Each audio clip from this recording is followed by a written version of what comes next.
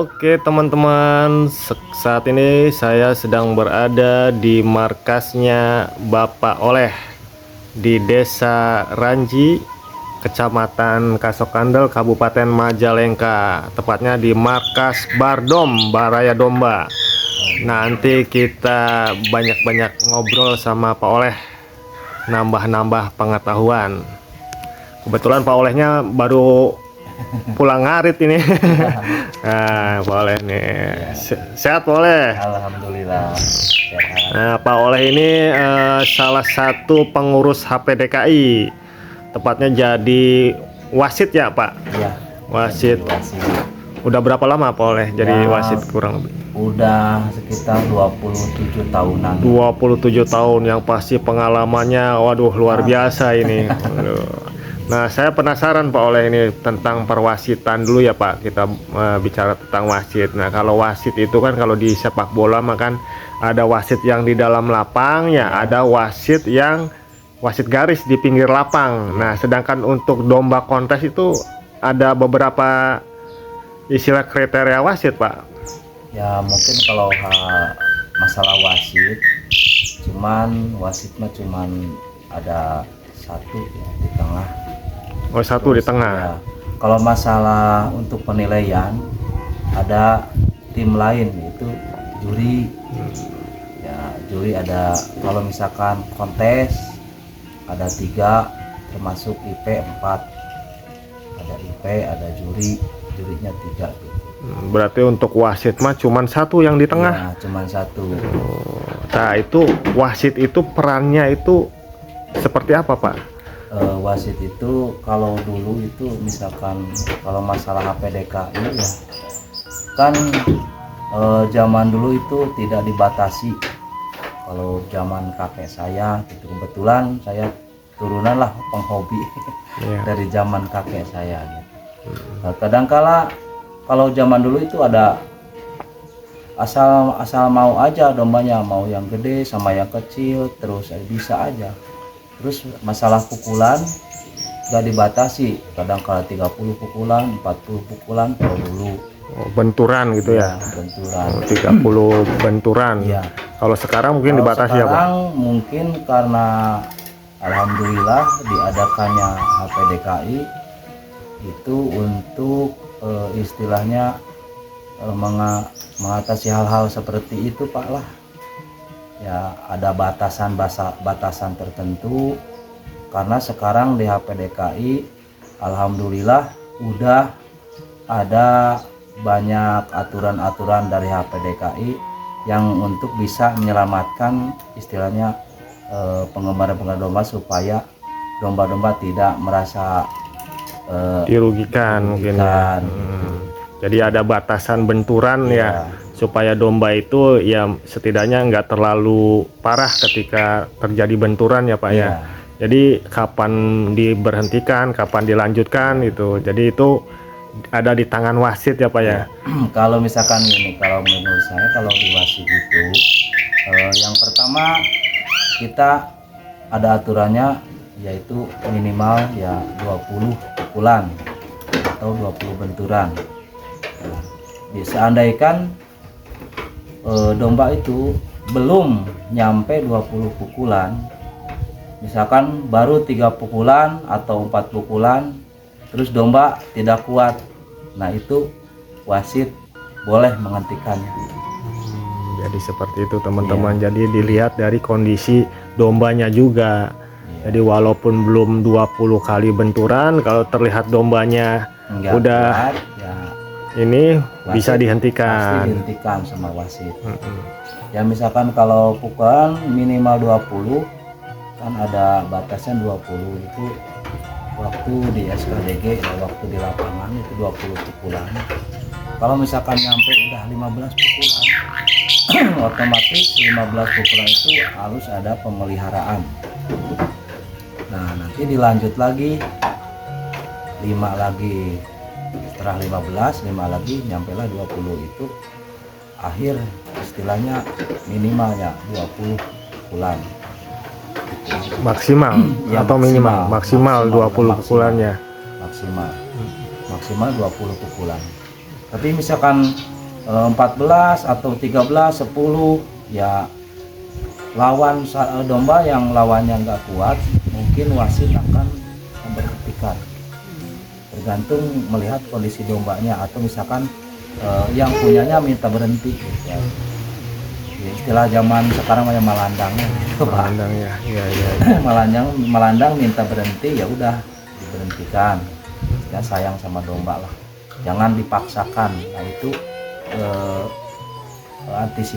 antisipasi domba supaya tidak merasa dirugikan sama orang lain gitu, istilah yang punya dombanya itu. Kan kalau yang pengennya lawannya mah terus aja gitu, terus aja. Tapi bila mana nggak kuat, nah itu wasit harus jeli. Istilahnya harus tahu misalkan karakter domba yang mana yang nggak kuat, yang mana masih kuat, gitu aja. Kalau misalkan dua-duanya masih kuat, ya lanjut maksimal 20 pukulan. Ya. Untuk wasit sendiri Pak Oleh itu kan mungkin ada pelatihannya ya Pak ya, jadi Ada. wasit gitu. Jadi itu pelatihannya biasanya seperti apa Pak itu Pak? Nah, pelatihannya alhamdulillah kemarin juga ada waktu di Parakan, ya mulai terbentuknya sekarang itu Ayah Kaila ya, Ketua HPDKI Kabupaten Majalengka. Dia udah 2 kali melaksanakan istilahnya itu untuk wasit sama juri, Pelatihan latihan wasit juri sama IP udah 2 kali. udah 2 kali ya. 2 kali ya. Jadi semakin profesional lah ya. Alhamdulillah Makin profesional. semakin maju lah HPDK Maju. Majalengka. Banyak muda-muda yang muda-muda lah sekarang mah. Permunculan ya Potensi. peternak-peternaknya, pamilon-pamilon Pamilon baru yang masih muda-muda ya. Nah untuk ini Pak, kalau untuk kejuaraan sendiri saya masih belum paham nih, kejuaraan itu ada berapa sih Pak? Ada berapa banyak namanya kan, ada kontes, semi kontes, SKDG, itu bisa diterangkan Pak? Kalau masalah kejuaraan, otomatis di HPDK itu yang diutamakan itu istilah budidaya. Budidaya itu nanti misalkan ada kontesnya, jangan SKDG itu yang masih muda-muda kayak kemarin Piala Presiden, ya, kayak pameran-pameran gitu kan. Itu ada kontes ternak. Kontes ternak itu ada terdiri, ngambilnya dari Raja Petet, nah, terus Raja Pedaging, Raja Pejantan, dan Ratu Bibit gitu. Oh, jadi Kontes ternak. kontes domba Garut itu bukan hanya cuman buat aben atau ngadu aja. Iya. Jadi banyak teman-teman. Jadi salah satunya ada Raja Petet, Raja Pedaging, Ratu Bibit, sama satu lagi apa tadi Pak? Raja Kasep. Raja Kaset. Gitu. Mudah-mudahan ya dengan adanya kegiatan-kegiatan ini domba Garut di Majalengka semakin maju dan berkembang ya Pak Oleh ya. Amin, amin.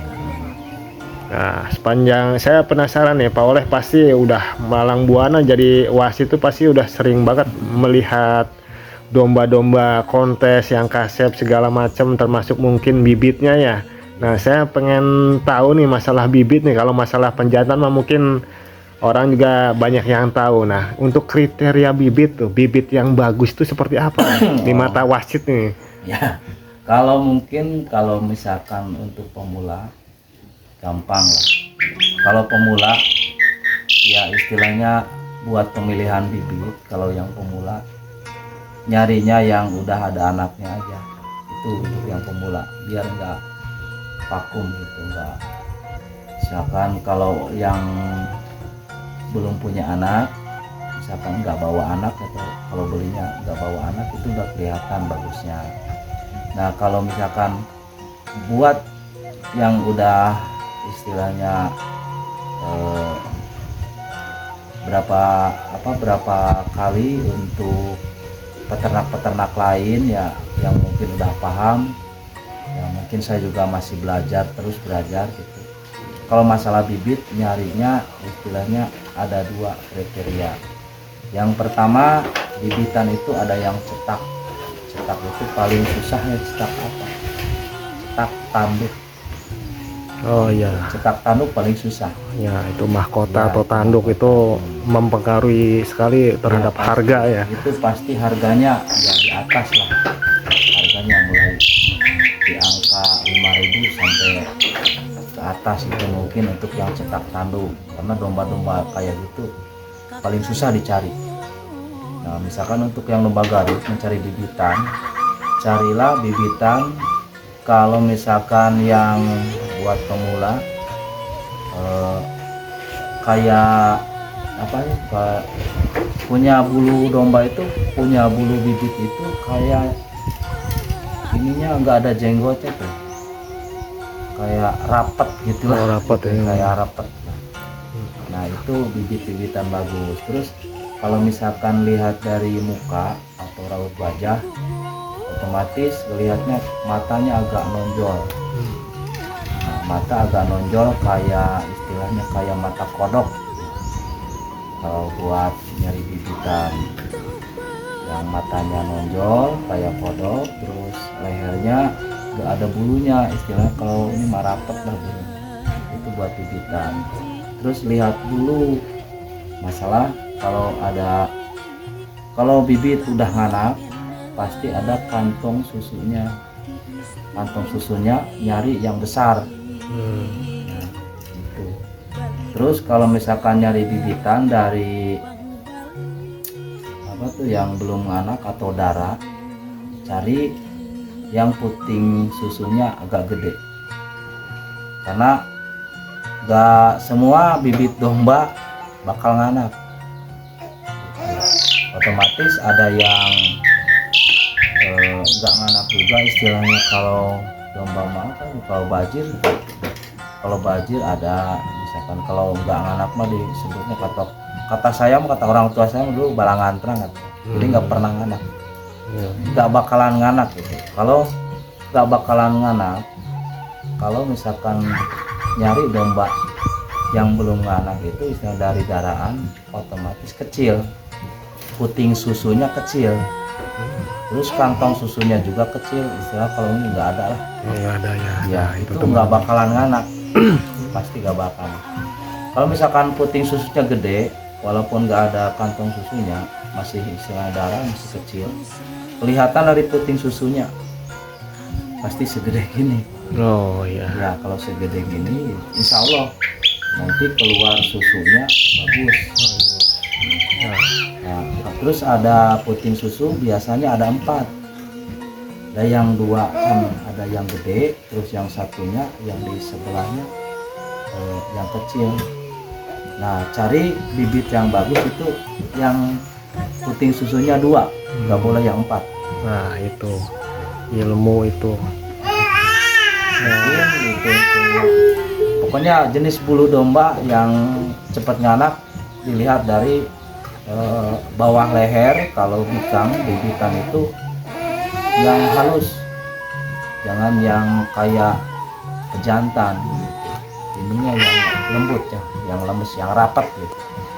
Itu aja. Nah itu dia teman-teman, seputar tentang bibit yang berkualitas, bibit jenisan, ciri-cirinya mencari bibit supaya mendapatkan keturunan yang bagus atau berkelas. Terima kasih banyak Pak Oleh atas ilmunya. Nanti kita ngobrol-ngobrol lagi, banyak pengetahuan nih sama Pak Oleh nih.